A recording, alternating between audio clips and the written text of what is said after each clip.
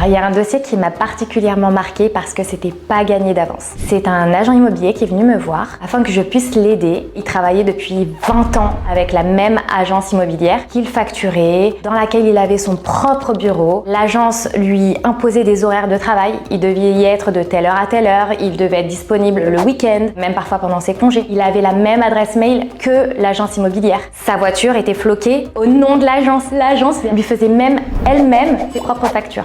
C'est pas lui qui faisait ses factures et qui l'envoyait à l'agence immobilière. C'est l'agence qui lui faisait ses factures. Donc il y avait en fait un vrai lien de subordination. Il n'était pas libre et d'ailleurs, preuve en est, c'est qu'il n'avait pas d'autres clients que cette agence immobilière. Et du jour au lendemain, l'agence immobilière a arrêté son contrat et donc il s'est retrouvé sans rien. Pas de chômage, pas de protection, rien. Donc il est venu me voir absolument catastrophé. Il n'avait pas d'indemnité et il s'est demandé est-ce que le droit du travail pouvait l'aider? De prime abord, non, c'est pas le cas puisqu'il était prestataire de service, il était freelance. Mais en montant le dossier, en recherchant certaines preuves, certains indices, j'ai pu faire requalifier son contrat en contrat de travail. Et là, bingo, la rupture a été requalifiée en licenciement sans cause réelle et sérieuse. Et comme c'est un licenciement sans cause réelle et sérieuse, les 20 ans d'ancienneté ont été valorisés en de jolies indemnités. Il est parti avec plus de 100 000 € grâce à moi et grâce au cabinet. Donc si vous êtes freelance ou prestataire de service, il y a un vrai truc à faire. Mais pour ça, il faut monter votre dossier et il faut vous en remettre à un avocat qui saura chercher les preuves. N'oubliez pas, vous avez de belles indemnités à la clé.